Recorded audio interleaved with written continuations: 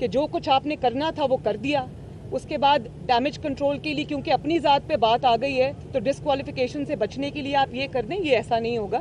حکومت میں ہو تو پاکستان کی تباہی کرے گا, حکومت سے باہر ہو تو جتھے لے کر حملہ آور ہوگا. کہ ایک شخص جو کہ فتنہ ہے, انتشار ہے, تباہی ہے پاکستان کی, اور پاکستان کی دشمن طاقتیں انہوں نے اس کو فنڈ کیا ہے.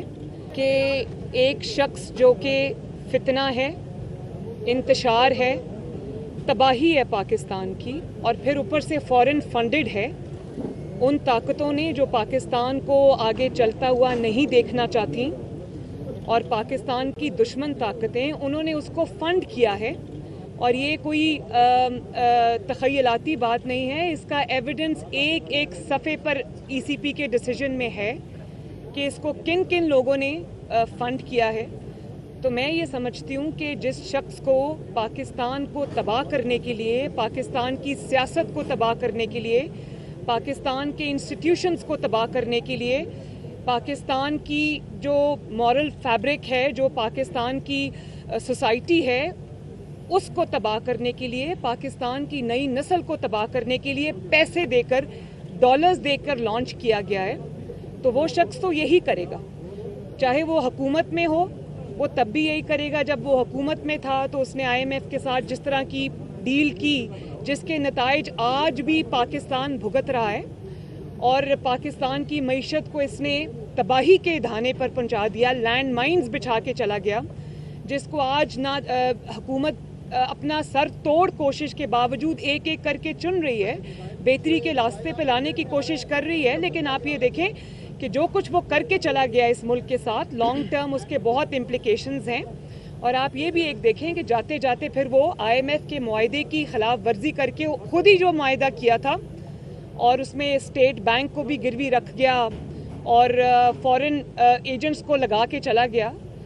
پھر وہ جاتے جاتے وہ معاہدہ بھی پھاڑ کے چلا گیا, پرائسز ڈراپ کر کے چلا گیا. اور آپ یہ دیکھیں آج تک پاکستان کی معیشت اس اٹیک سے سنبھل نہیں پائی. تو اگر حکومت میں ہو تو پاکستان کی تباہی کرے گا, حکومت سے باہر ہو تو جتھے لے کر حملہ آور ہوگا.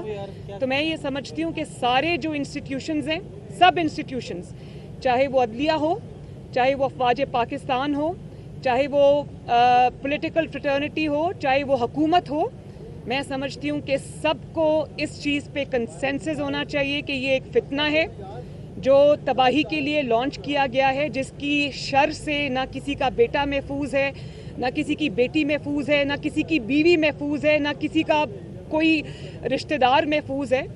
تو یہ اس شخص کو جس طرح جو جج تھیں زیبا, جس طرح سے اس نے اس کو جلسے میں کھڑے ہو کے ان کے بارے میں اس طرح کے کلمات ادا کیے, میں سمجھتی ہوں کہ یہ شخص وہی کر سکتا ہے جو جس کی یا تو دماغی صحت جو ہے وہ جس کی سینٹی کوشچن پہ ہو, یا پھر وہ شخص جس کو پیسے دے کر, جو کہ ثابت ہو گیا اس ملک کے خود کی تباہی کے لیے لانچ کیا گیا. الیکشن کی تاریخ دی جائے تو تمام چیزوں پہ بات کر سکتے ہیں, مذاکرات کے لیے وہ تیار ہیں, اور شہباز چودھری صاحب کے حوالے سے بھی کہا ہے کہ میں معذرت کرنے کے لیے بھی تیار ہوں. دیکھیں میری بات سنیں, پہلے آپ کسی کی عزت اچھال دیں, کسی خاتون جج کو آپ اس کی تذلیل کریں ایک جلسے میں کھڑے ہو کے, بعد میں آپ آ کے معافی مانگ لیں, تو یہ تو چیز ایکسیپٹیبل نہیں ہے نا.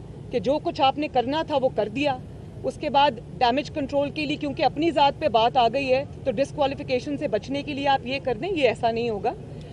یہ ہم سن کے ہمارے کان پک گئے کہ لاء کی نظر میں سب برابر ہیں, اور یہی کام اگر کسی ایسے انسان نے کیا ہوتا جو سیاسی نہ ہوتا یا سیاسی لیڈر نہ ہوتا, تو وہ بیچارہ تو ابھی نہال ہاشمی کی طرح, طلال چودھری کی طرح, دانیال عزیز صاحب کی طرح کوئی بیچارہ اگلے 5-10 سال کے لیے ڈسکوالیفائی. انہوں نے تو کیا ہی کچھ نہیں تھا, معافی مانگنے کے باوجود نہال ہاشمی صاحب کے ساتھ یہ ہوا. تو اس لیے کوئی بچ کے نکل جائے کیونکہ اس نے سیاسی جماعت کا لبادہ اوڑھا ہوا ہے, تو یہ قابل معافی نہیں ہے چیز. اور ججز کو بھی میں یہ ریکویسٹ کروں گی کہ ان کو اس چیز کو دیکھنا چاہیے کہ وہ کیوں ایک فتنے کو مضبوط ہونے کا انجانے میں موقع دے رہے ہیں. کل کو کسی کا گھر, کسی کی عزت جو ہے وہ محفوظ نہیں ہوگی, اور اس میں جوڈیشری شامل ہوگی. ایک سوال آپ نے اور کیا, وہ کیا کیا؟ الیکشن کی डेट मिल जाए तो मुज़ाकरात के लिए बड़ी आसान है, इलेक्शन की डेट आपको चाहिए तो तोड़ें पंजाब असेंबली, तोड़ें केपी की असेंबली और चले जाएं इलेक्शन में। वो कह रहे लास्ट मार्च लेकिन एक बात मैं आपको बता दूं, ये इनकलाब जिसकी अभी अभी एक्सपायरी हुई है ना, ये जो जाली इनकलाब था 2 महीने से ज़्यादा चल नहीं सका और आज फिर अपना CV लेके घूम रहे हैं और बैसाखियाँ ढूंढ रहे हैं। वो बैसाखियाँ जो हट चुकी थी अब वो बैसाखियाँ ढूंढ रहे हैं। तो ये जो जत्थे लाकर प्रेशर डालकर जो इलेक्शन हो या कोई और हो, ये कोई जत्थों के साथ प्रेशर के साथ कोई जो भी ये बुली करने का तरीका है ना, इस पे ना हुकूमत को इस इंसान की कोई बात सुननी चाहिए, ना इसको कोई स्टेक होल्डर समझना चाहिए। ये पाकिस्तान की तबाही है, स्टेक होल्डर नहीं है। मैडम खान साहब ने रवामाही एहतजाज की कॉल दे दी है। वो जब भी सियासी ग्राफ देखे तो जब भी कॉल देते तो लोग उनके साथ निकलते हैं और इसी मामले सॉरी, आपका सवाल गलत है। जब भी वो कॉल देते हैं लोग नहीं निकलते। Madam last time I am sorry, आपका सवाल गलत है। मैडम आप सवाल पूरा सुन लें कि 25 मई का आपको याद है ना पहले जो कॉल दी थी तो वो इनकलाब हवा में लटका रह गया और वापस चला गया। मजहब कार्ड के इस्तेमाल के नुकसान हमने देखे। एक second please, one by one. मैं हूँ ना, इधर ही हूँ, सबके सवाल लूंगी जी। सियासत में मजहब कार्ड के नुकसान हमने देखे, हमेशा नुकसान हुआ है। जो जावेद लतीफ ने मजहब कार्ड इस्तेमाल किया है, क्या आपको दुरुस्त समझती है उस मजहब कार्ड इस्तेमाल? देखिए, मैं एक बात बहुत ऑनेस्टली समझती हूँ और इसी चीज़ के मैं खिलाफ हूँ कि सियासत के अंदर मज़हब एक बहुत बहुत इज़्ज़त और तकरीम वाली मुक़द्दस चीज़ है। उसको सियासत जैसी घटिया चीज़ों के लिए, अपनी ज़ाती सियासत के लिए इस्तेमाल नहीं करना चाहिए। और यही वजह है कि मैं नहीं, अपनी ज़ाती सियासत के लिए, अपने ज़ाती मकासद के लिए मैं कह रही हूँ। सियासत तो बहुत बड़ी, सियासत तो इबादत है। अगर उसको सही तरह से, सियासत सिर्फ इक़्तिदार की तगोदौ नहीं है, सियासत इबादत है।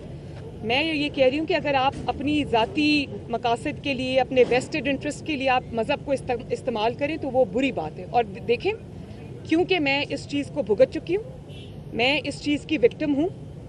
एहसन इकबाल साहब ने गोली खाई, नवाज शरीफ साहब के ऊपर इन्होंने कीचड़ उछाला और नवाज शरीफ जैसे प्रैक्टिसिंग मुस्लिम के ऊपर एहसन इकबाल साहब भी ख़ानदानी मजहबी आदमी हैं, उनके मजहबी अकायद भी बहुत स्ट्रॉन्ग है। ऐसे लोगों को जब आप तौहीन का इल्ज़ाम लगाते हो तो उन जलसों में, उन जो सिट-इन्स थे, जो धरने थे, उनमें इमरान खान जाया करते थे। मेरी वालदा का इलेक्शन था, NA 120 हुआ करता था वो, मैं उनका इलेक्शन, जब उनको कैंसर हो गया वो चली गई, मैंने उनका इलेक्शन लड़ा। आप यकीन करें कि PTI ने अपना मुकदमा उधर लड़ा ही, इलेक्शन जो है वो तौहीन के ऊपर है। तो मज़हब को, और जिस जमात को इन्होंने मज़हब के लिए इस्तेमाल किया, उनके धरनों में जाके शामिल हुए। जब अपनी हुकूमत आई तो मस्जिदों में घुस के उनको शहीद किया, उन पर गोलियां चलाईं, निहत्तों को मारा। तो ये ड्रामा जो है ना, ये कौम के सामने आना चाहिए और इसको काइंडली मज़हब की आड़ में छुपाने का मौका ना दें। मैं ये समझती हूँ कि जो शख्स, मज़हब आपका ज़ाती मामला है, ये आप नमाज पढ़ते हैं या कोई भी ज़ाती अमल करते हैं, आपका इबादत जो है वो आपका और अल्लाह ताला का मामला है। लेकिन वो आपका ज़ाती फेल नहीं रहता जब आप जलसे के सामने खड़े होकर आप ये कहते हैं कि नून लीग को वोट देना गुनाह है, मुझे वोट देना सवाब है, और अगर मेरे मेंबर कोई किसी जमात में गए तो वो शिरक है। जबकि वो ये भूल चुके हैं, अगर वो शिरक की, आपको पता भी है शिरक की डेफिनेशन क्या है? शिरक की डेफिनेशन है अल्लाह ताला की ज़ात के साथ किसी को शरीक करना। तो आप मज़हब, अपनी सियासत के लिए, अपनी घटिया सियासत के लिए आप मज़हब की पूरी डिक्शनरी बदल रहे हैं, मज़हब का मतलब बदल रहे हैं, मज़हब का कॉन्सेप्ट बदल रहे हैं, और वो आपको भूल गया। अगर आपके बकौल ये शिरक है तो सबसे बड़े शिरक करने वाले तो आप हैं।